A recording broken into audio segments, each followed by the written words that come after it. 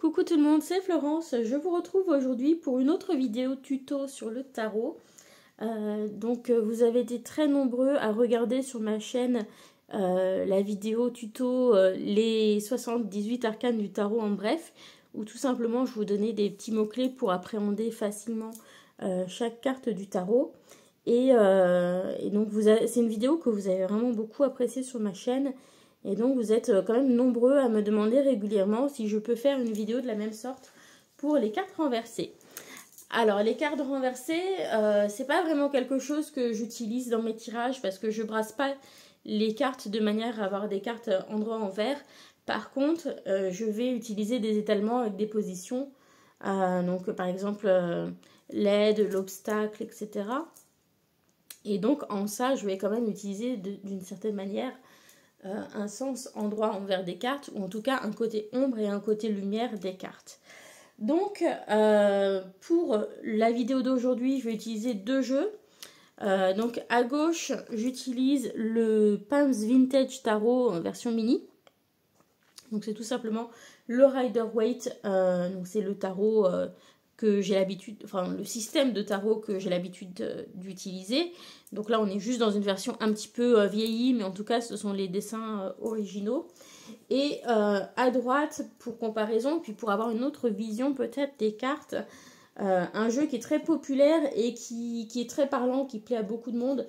Et je pense que beaucoup de gens ont été tentés de commencer le tarot avec ce jeu-là.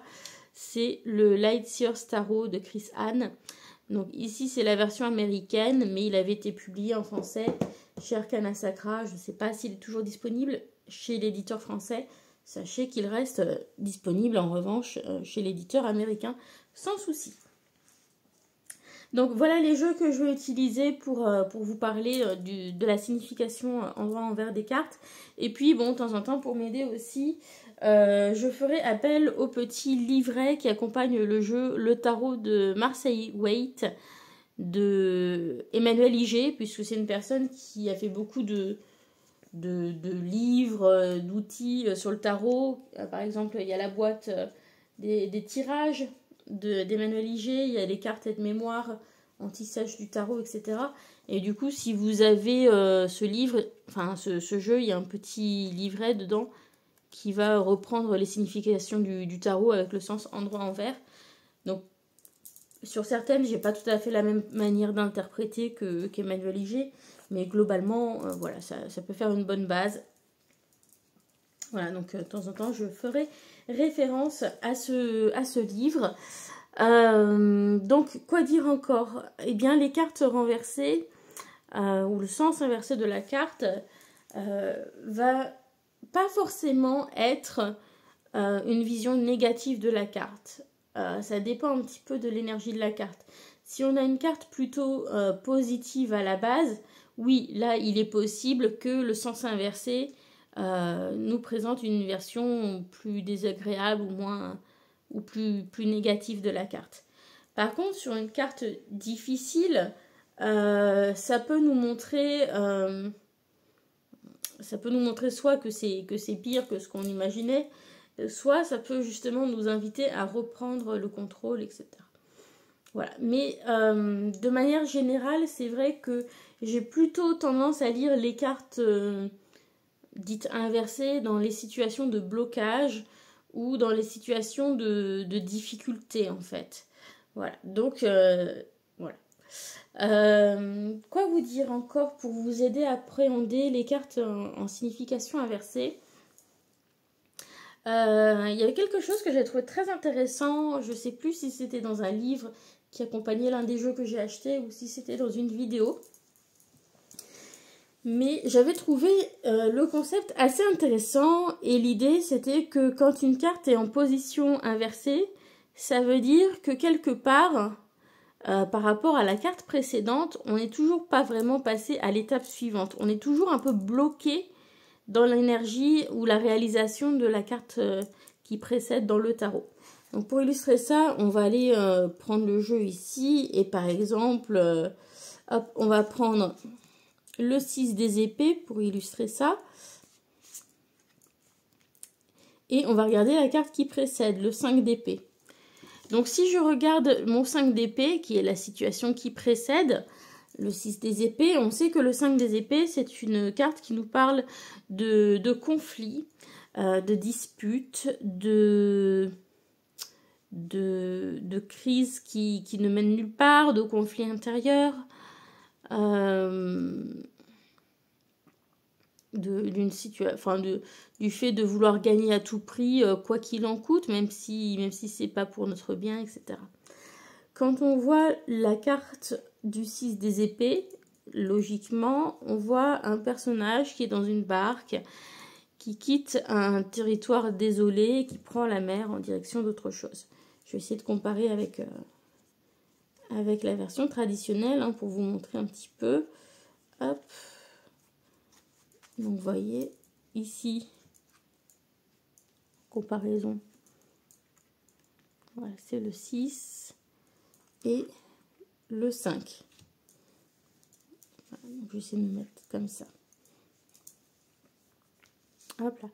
Donc, vous voyez, ici, on a bien l'idée de conflit, de victoire, mais qui a un coup, de dispute, etc. Et dans ce 6 des épées, avec la barque, on a l'idée d'éloignement. Donc cet éloignement, ça peut être un éloignement physique, mais ça peut être aussi prise de recul, prise de distance par rapport aux événements. Un changement d'état d'esprit aussi. Puisque la série des épées, c'est aussi la série qui est liée à l'esprit, au mental. Et quand on a un 6 des épées en sens inversé, finalement, c'est que on n'est pas encore prêt à passer à ce 6 et on est encore bloqué dans le 5. Donc par exemple, si j'ai mon 6 des épées qui sort en position de blocage ou en position inversée dans un tirage, ça va pouvoir m'indiquer que je n'arrive pas à prendre de recul par rapport à un conflit intérieur ou par rapport à une situation conflictuelle, que je n'arrive pas à changer d'état d'esprit, que je reste bloquée. En fait, la barque, elle reste bloquée à quai, elle n'avance pas. Elle reste bloquée dans une situation de tension. Voilà. Et donc, ça peut nous montrer soit une situation où on est bloqué, on n'arrive pas à passer à autre chose, ou alors ça peut carrément nous montrer que au lieu de prendre de la distance pour réfléchir à la situation, on va essayer de fuir la situation. Voilà. Donc voilà, ça c'est un petit exemple pour montrer pour aider à comprendre que une carte en blocage ou une carte en ombre, ça peut parfois nous dire que il y a quelque chose qui n'est pas tout à fait dépassé par rapport à la carte précédente dans le tarot. On n'a pas réussi à aller au-delà. Voilà, donc c'est un concept que j'ai trouvé très intéressant. Et effectivement, ça marche avec pas mal de cartes. Et du coup, si vous avez déjà pas trop mal les significations des cartes à l'endroit, ça devrait vous aider à comprendre comment utiliser les cartes inversées. Donc je pensais que voilà, c'était une bonne manière d'entrer dans le vif du sujet sur les cartes à l'envers. Voilà, sens envers. Donc on va revenir dans l'ordre. Voilà, hop là, j'espère que je n'ai pas fait trop de bêtises. Donc avec d'un côté un jeu très traditionnel, hein, avec le Palms Vintage, voilà, c'est le Rider-Waite-Smith classique. Et puis à droite, un jeu un peu plus moderne pour vous présenter une notion un petit peu différente. Donc on commence avec le fou. Le fou à l'envers, ça va être l'incapacité de se lancer, l'incapacité à prendre le risque, l'incapacité à démarrer quelque chose. Puisque le fou, c'est le démarrage de toute chose, c'est le début. Donc voilà, l'incapacité à démarrer quelque chose, à se lancer dans un projet. Ça peut être aussi l'inconscience de prendre des risques démesurés. Voilà, n'hésitez pas à prendre des notes. Et puis, de votre côté aussi, si vous avez des idées supplémentaires de choses à noter, n'hésitez pas, faites-vous confiance. Et voyez comment les choses vous parlent. On passe au magicien Alors, avec le magicien, on peut avoir l'incapacité de faire les choses. Puisque le magicien, c'est celui qui crée, c'est celui qui transforme en réalité ce qu'il a pensé. Donc, on peut avoir l'incapacité à concrétiser quelque chose. L'incapacité à faire, à agir. Le fait de ne pas avoir tous les outils en main. De ne pas avoir tous les outils dont on a besoin. Ça peut être aussi le fait d'être un petit peu dans le bluff, d'être un petit peu dans l'illusion, la manipulation.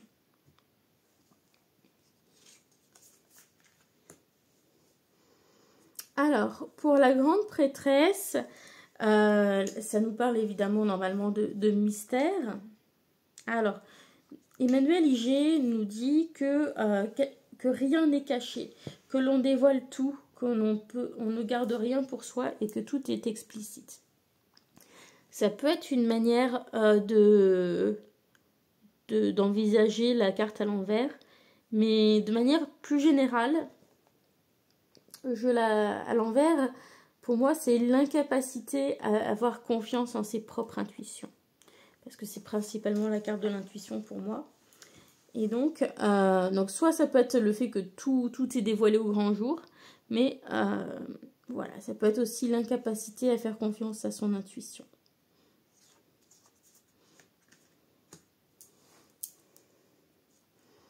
Passons maintenant à l'impératrice. L'impératrice, c'est l'arcane de la mère, la figure maternelle.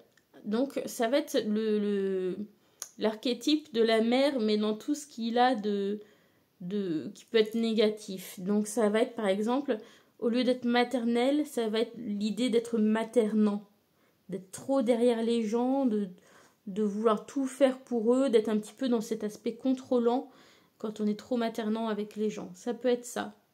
Ça peut être aussi l'incapacité à prendre soin de soi, l'incapacité de subvenir à ses besoins et aux besoins des autres.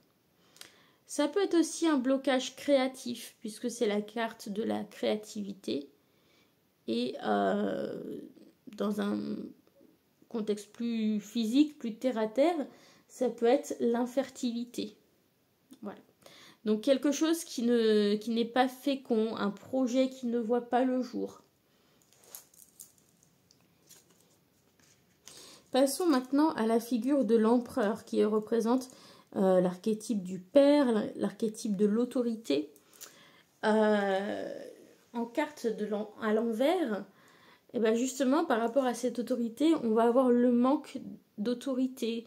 Quelqu'un qui n'arrive pas à s'affirmer, quelqu'un qui ne prend pas ses responsabilités. On peut avoir aussi une personne qui va être trop autoritaire, c'est-à-dire qui va fixer des règles arbitraires, qui va essayer d'appuyer son autorité, mais pas de la bonne manière, pas pour les bonnes raisons. Voilà.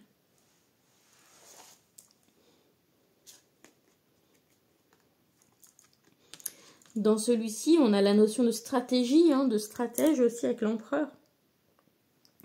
Ça peut être aussi quelqu'un qui ne va pas penser sur le long terme, qui ne va pas planifier les choses, qui va manquer de structure. Souvent, on voit, il y a un schéma très carré avec le trône de l'empereur. C'est aussi une carte qu'on associe à la structuration. Ça peut aussi indiquer un manque de structure, un manque d'appui, de solidité, un manque de rigueur. Le hiérophante à l'envers, ça peut être le fait d'avoir affaire à une sorte d'imposteur, à une espèce de gourou, voilà, qui est un faux, quelqu'un finalement à qui on ne devrait pas forcément attribuer sa confiance.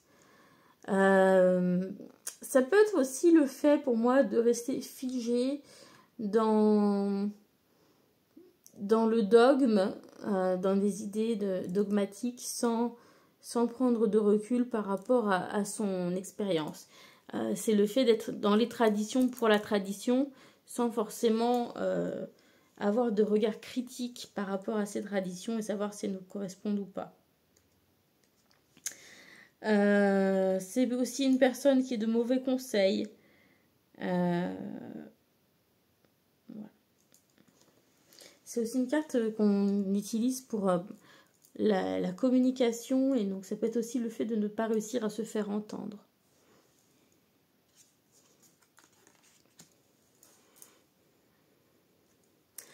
Alors, la carte des amoureux, en signification négative, pour moi, ça peut être l'incapacité de faire un choix, l'incapacité à s'engager, puisque c'est une carte qui nous parle d'engagement, de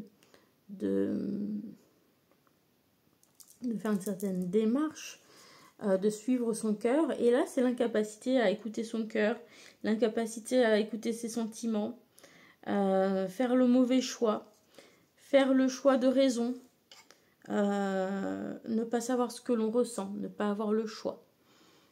Voilà.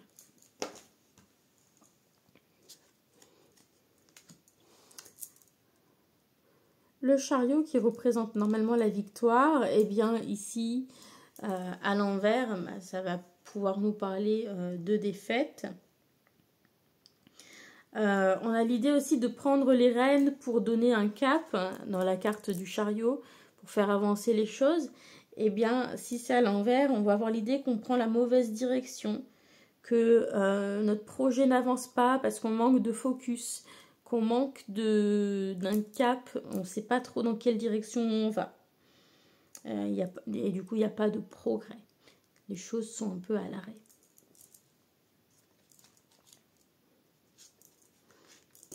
Alors, la force, normalement, c'est la force, le courage, le fait de se maîtriser, de maîtriser ses instincts. À l'envers, ça va être l'utilisation de la force, mais dans le sens de la brutalité, faire passer les choses en force. Le fait d'être, voilà, de se laisser dominer par sa colère, de se laisser dominer par ses passions, d'être agressif.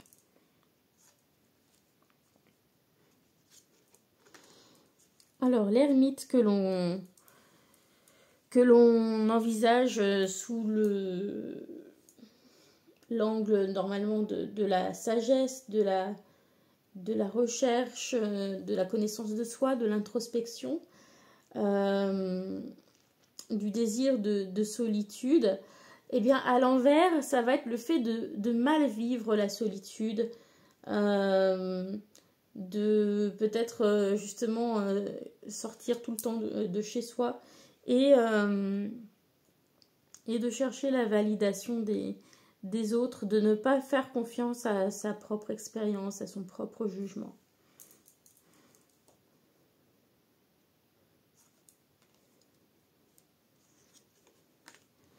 Passe à la roue de fortune. La roue de fortune que j'aime bien associer à l'expression la roue tourne.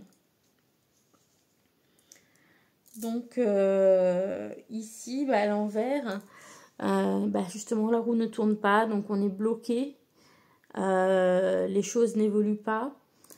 Ça peut être aussi l'idée d'être bloqué dans un schéma qui se répète encore et encore, avec un petit peu comme l'image du tour de manège où on refait sans cesse la même chose. Et au fin de compte, on se plaint que rien n'évolue, mais soi-même, on continue de toujours agir de la même manière, et du coup, on tourne en rond. Et on n'avance pas. Donc ça peut être ça, la carte de la roue de fortune à l'envers. Ça peut être aussi...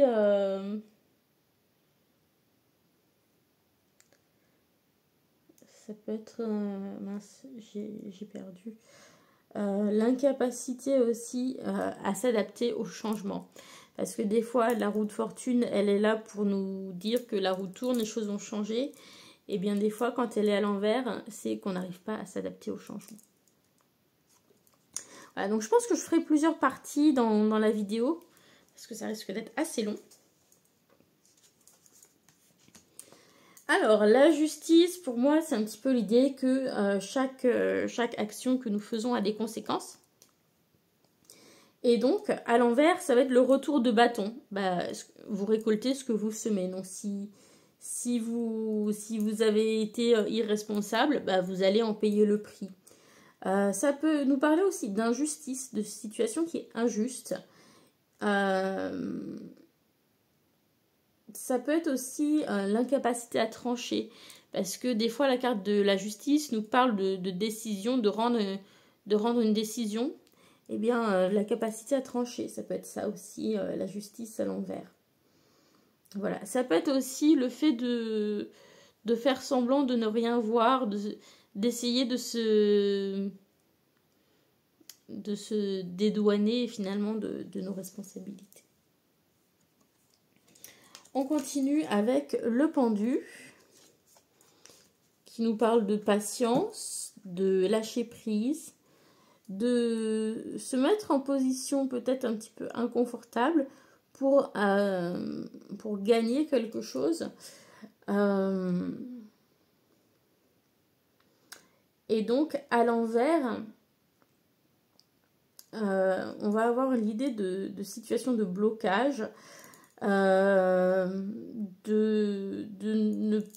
d'avoir les pieds d'être pieds et poings liés, de ne rien pouvoir faire. Ça peut être aussi, à l'envers, l'idée d'un sacrifice inutile. Je vous ai dit, à l'envers, on se sacrifie pour obtenir quelque chose, ou on se met en danger pour obtenir quelque chose. Par exemple, pour moi ici, avec les runes, c'est inspiré de Odin qui s'est pendu à l'arbre du monde et qui s'est crevé un œil pour avoir la connaissance des runes et la transmettre aux hommes. On voit qu'il s'est mis dans une position inconfortable, il a pris des risques pour obtenir quelque chose, un savoir. Quand on a le pendu à l'envers, on a l'idée que ce sacrifice, il est vain. Voilà, que ça ne sert à rien. Passons à la carte de la mort. Donc la carte de la mort, c'est normalement la carte de la transformation nécessaire, du changement nécessaire, de la fin nécessaire, la fin d'un cycle. Eh bien, à l'envers, ça peut être le fait d'avoir du mal à passer à autre chose, de s'accrocher au passé, de refuser de faire le deuil de quelque chose, d'avoir peur du changement, de refuser de couper certains liens. Voilà. Ne pas être prêt à faire les changements nécessaires. La carte de tempérance nous parle de modération, nous parle d'équilibre. Donc à l'envers, ça va nous parler des excès. D'être aussi soit tout blanc, soit tout noir. Enfin, de voir les choses tout blanc ou tout noir. Vous voyez, on ne va pas avoir ce juste milieu comme dans la tempérance. Ça peut être le fait de refuser les compromis, que la négociation ne soit pas possible. Vous voyez, au lieu d'avoir un esprit modéré, d'être dans la recherche du compromis, l'équilibre, on va avoir des opinions peut-être trop tranchées.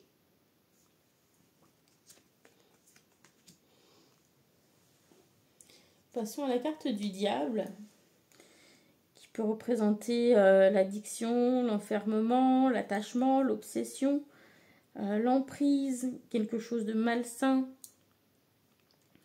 le fait de se laisser faire ou de rechercher quelque chose qui n'est pas forcément bon pour nous. À l'envers, pour le coup, c'est une carte qui va avoir une carte plutôt positive. Quand elle est à l'envers, on va chercher à se libérer, on va dénoncer ce qui ne va pas, on va s'enfuir, on va essayer de quitter une situation qui est malsaine, qui est mauvaise pour nous, on va refuser de céder à la tentation, on va couper le cordon et on va se reprendre en main, on se libère de ces chaînes.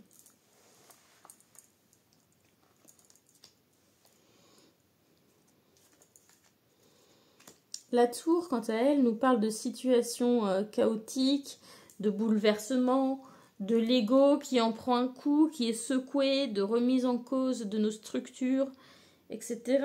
À l'envers, on va refuser de voir ce qui se passe et on va être dans le déni. On va vouloir maintenir ce qui tombe en ruine à tout prix.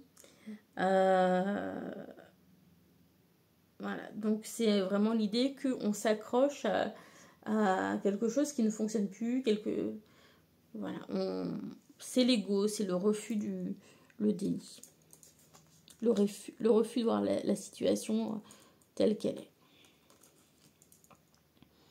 La carte de l'étoile, c'est la carte des souhaits, de l'espoir, de l'apaisement, de la guérison, de la sérénité. À l'envers, ça va être le fait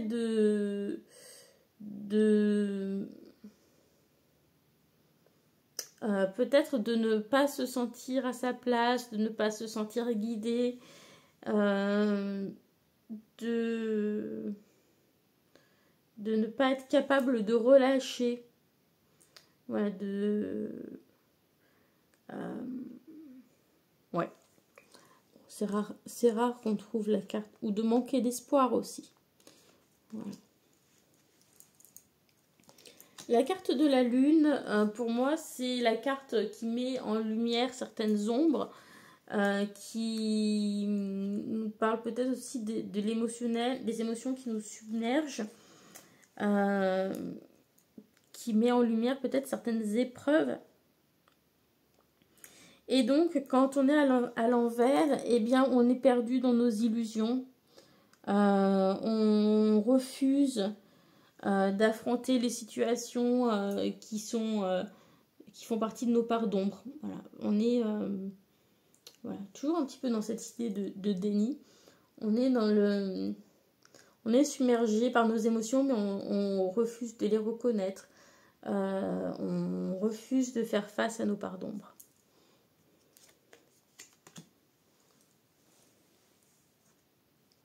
Le soleil, donc c'est une des cartes les plus positives en théorie du tarot, puisqu'elle nous parle de joie, de clarté, de lumière, de bonheur, de rayonner, d'énergie, etc. Dans sa version ombre, la carte du soleil, on peut la voir comme quelqu'un qui va essayer d'écraser les autres par sa présence, quelqu'un qui va avoir un charisme un peu étouffant pour les autres.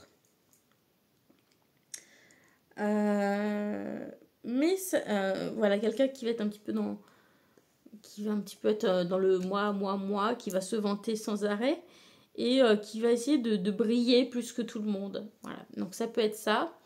Et puis, ça peut être aussi le fait de ne pas s'autoriser au bonheur. Voilà. Parce que c'est la carte qui représente le bonheur.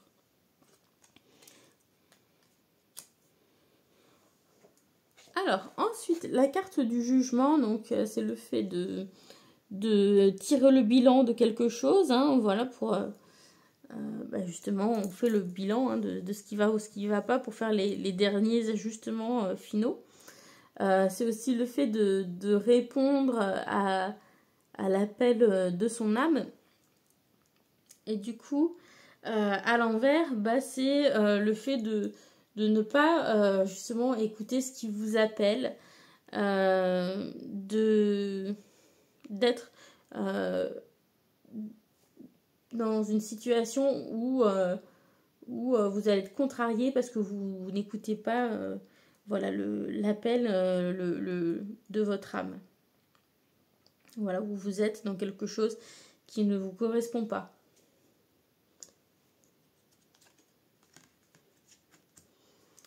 Enfin, pour la carte du monde, c'est une carte qui nous parle de réalisation, d'aboutissement, d'accomplissement, d'être à sa place, de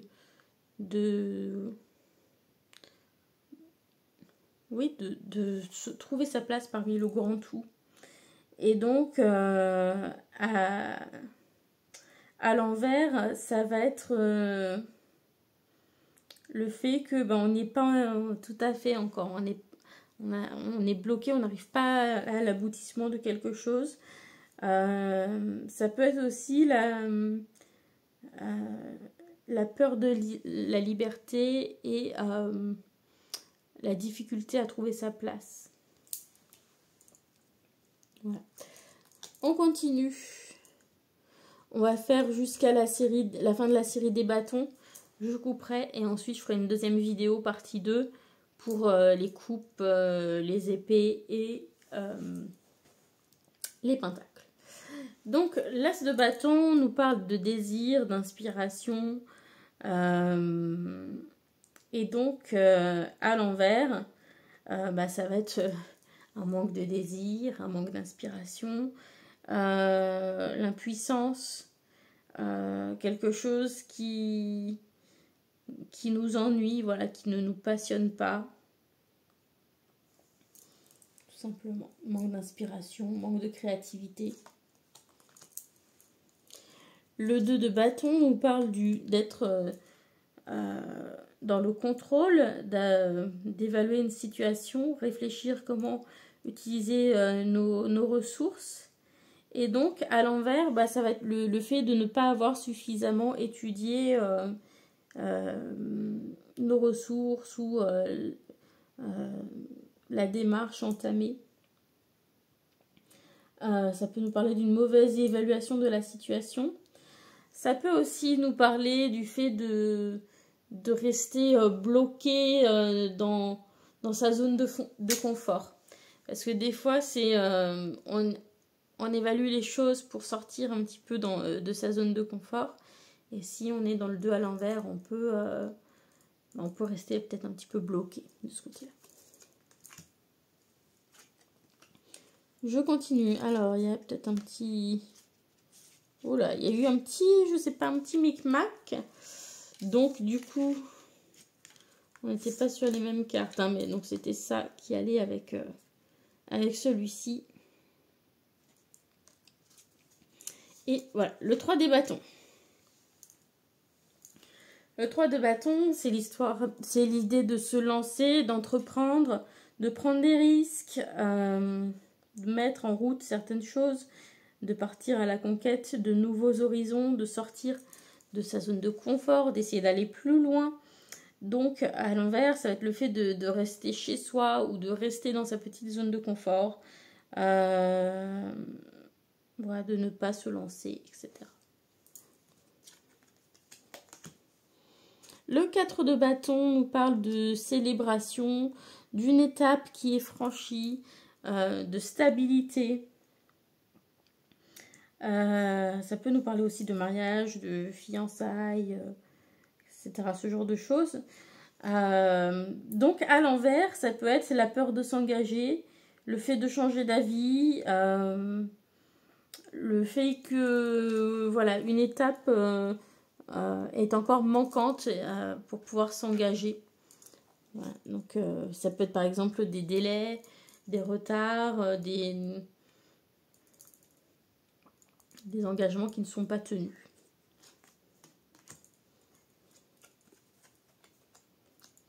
Alors, on continue avec le 5 de bâton qui représente l'esprit de compétition, la combativité, l'énergie. Ça peut représenter aussi un petit peu le chacun pour soi. Et donc, à l'envers, ça peut être le fait de ne pas rentrer dans le jeu des autres. Ça peut être le refus de la compétition, l'indépendance. Ça peut être aussi des efforts inutiles.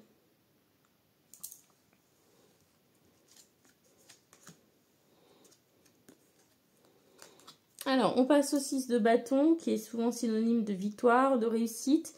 Ça nous parle de mérite, donc votre succès est reconnu par vos pairs, par les autres. On a l'idée que les autres vous font confiance et qu'ils vont vous suivre parce que vous avez fait vos preuves. Et donc, à l'envers, ça va être l'incapacité à faire ses preuves.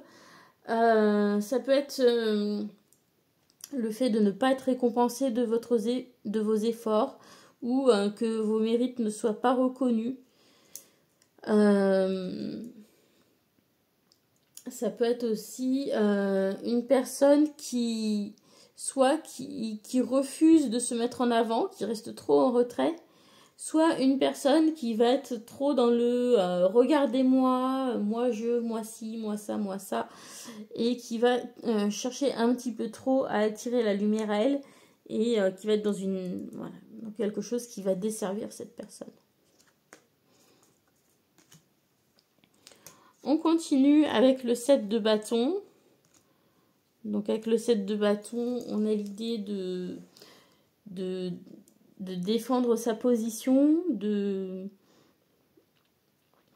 se protéger aussi. Et à l'envers, ça va être le fait de renoncer, d'arrêter de se battre, de laisser tomber quelque chose, de rendre les armes. Voilà. De se laisser atteindre par les autres. Le 8 de bâton est souvent synonyme de rapidité, de beaucoup d'énergie, et parfois on peut le lire aussi comme un message. À l'envers, eh bien, ça va être que les choses ne vont pas assez vite, qu'il y a du retard. Ça peut être aussi quelque chose qui n'arrive pas au bon moment, une idée de mauvais timing, donc soit du retard, soit quelque chose qui arrive trop tôt.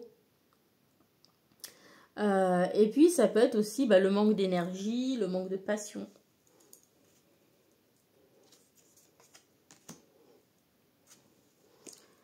Avec le 9 de bâton, on a l'idée qu'il faut encore tenir un petit peu, qu'il faut encore endurer un petit peu ce qui se passe. Et à l'envers, eh bien, on va avoir peut-être l'idée de se sentir dépassé par la situation. De laisser tomber avant la fin alors qu'on est presque arrivé au bout. Le 10 de bâton, ça nous parle de fatigue, ça peut nous parler d'avoir trop de responsabilités, de porter un lourd fardeau, etc. À l'envers, ça peut être le fait de justement de lâcher votre fardeau, de passer à autre chose, de laisser tomber vos responsabilités ou de déléguer. Voilà. Donc voilà, quand on est dans l'énergie du 10, on veut prendre beaucoup de responsabilités pour soi. Quand on est dans le 10 à l'envers, on refuse de prendre les choses sur soi, on refuse de prendre des responsabilités, on lâche ce fardeau, on le laisse à quelqu'un d'autre. Alors, le page de bâton nous parle d'aventure, de curiosité, de fougue. Et donc, à l'envers, ça va être voilà, quelqu'un qui s'excite trop vite, quelqu'un qui va gaspiller son énergie, voilà, qui va être... ça peut être aussi quelqu'un qui va se passionner pour quelque chose, mais de manière très ponctuelle, qui va vite changer de cap, qui va pas être très endurant, quelqu'un qui va passer un petit peu d'une chose à une autre. Alors, avec le cavalier des bâtons, on a l'idée d'une personne qui est très passionnée, quelqu'un qui va à fond, qui est sur tous les fronts en même temps.